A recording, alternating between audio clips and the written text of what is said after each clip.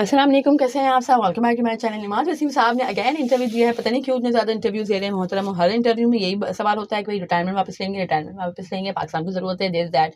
एक तो पता नहीं क्यों उसके पीछे पड़े हुए हैं भाई। उसने आपकी क्रिकेट को इंपॉर्टेंस नहीं दी, आपके डोमेस्टिक सर्किट को इंपॉर्टेंस नहीं दी, पाकिस्तान की इंटरनेशनल क्रिकेट को इंपॉर्टेंस नहीं दी, क्योंकि उसको कहा गया था कि भाई आप नेशनल T20 कप खेलो, आप पाकिस्तान का डोमेस्टिक का पूरा जो सीज़न है वो खेलो, ताकि आपको पाकिस्तान की सीनियर टीम में या पाकिस्तान की एक्चुअल जो नेशनल टीम है उसमें आपका चांस बने। बट ही सेड कि I will not play domestic cricket and league की जो मेरी परफॉर्मेंस है उस पर सिलेक्ट कर लो। तो ये भी कहा गया कि भाई लीग की परफॉर्मेंस पर नहीं सिलेक्ट किया जाएगा, आपको डोमेस्टिक खेलना पड़ेगा।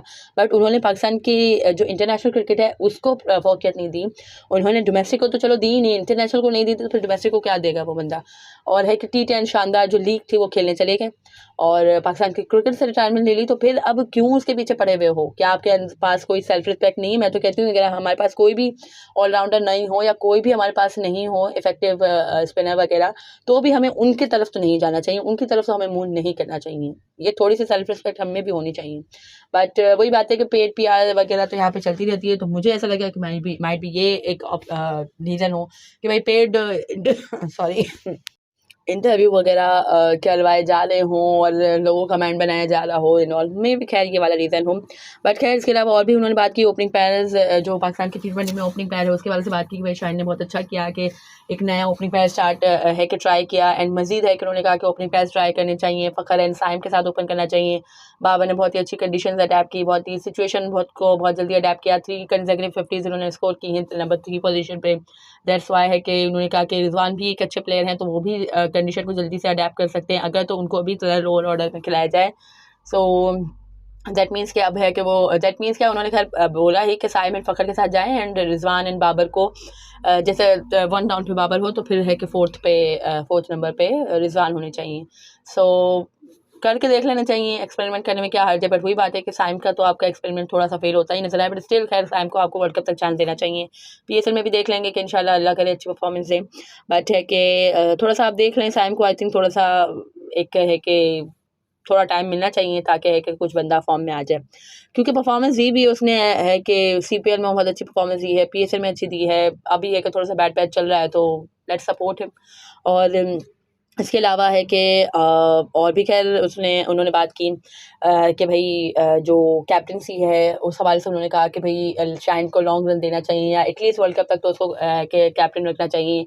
और बाबर के हवाले से उन्होंने कहा कि Babar is a world class batter and all, इस तरह की खैर उन्होंने तमाम कॉन्वर्सेशन की है। बट वही बात है कि अगेन मैं कहूँगी भाई रिटायरमेंट के वापस लेने के हवाले से उससे बात मत किया करें या उसकी तरफ नहीं देखना चाहिए हमें, क्योंकि उसने हमारी क्रिकेट को फोकियत नहीं दी और उसने लीग को फोकियत दी है। तो भाई अब वो लीग ही खेलें तो ज़्यादा बेहतर है। खैर लीग में भी उनकी परफॉर्मेंस अच्छी नहीं आ रही और वही बात है कि लीग वाले भी आपको जब ही सिलेक्ट करेंगे जब आप अच्छी परफॉर्मेंसेस दें।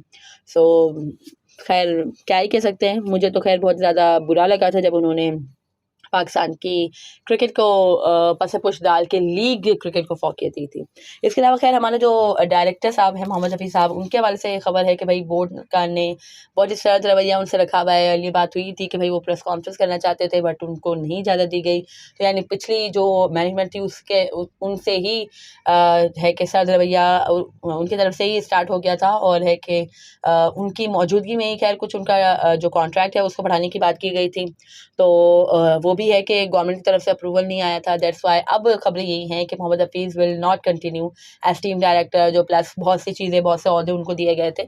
तो अब है कि खबरें अभी तक यही हैं कि वो टीम के साथ कंटिन्यू नहीं करेंगे। और पहले ये भी खबरें थी कि भाई बाबर को एज कैप्टन रखा जाएगा एंड ऑल, बट मुझे नहीं लगता खैर ये रूमर्स ही होगी, इतना ज़्यादा कोई पागलपना करने वाले हैं नहीं। हमारे यहाँ खैर बहुत ज़्यादा हम हरकतें करते हैं बट आई डोंट थिंक कि इस हद तक हम कुछ हरकत करेंगे। बट फिर भी वही बात है कि हमारा तो पाकिस्तान क्रिकेट बोर्ड नहीं है, पाकिस्तान कॉमेडी बोर्ड है या पाकिस्तान सर्कस बोर्ड है। सो मे बी हमसे तो कुछ भी बईद नहीं है, हम तो सब कुछ कर सकते हैं। So let's see what happens, क्या होता है उस पर भी इंशाल्लाह तबसरा करेंगे। बट मुझे खैर पर्सनली लगता है कि नहीं ऐसा करना चाहिए। मज़ीद इससे टीम को आपको नुकसान पहुँचेगा, शाहीन की कॉन्फिडेंस को नुकसान पहुँचेगा।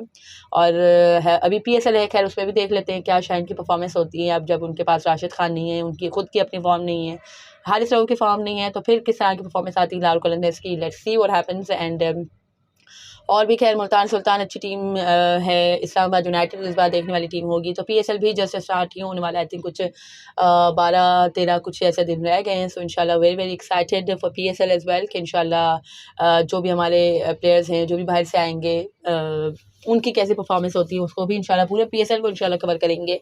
और खैर दैट वाज इट। अगर आपको मेरी ये वीडियो पसंद आई हो तो लाइक कीजिएगा, share it with friends and family and subscribe कर दो भाई, प्लीज़ सब्सक्राइब कर दो। अगर वीडियो पसंद आ रही है तो सब्सक्राइब करने में क्या प्रॉब्लम है।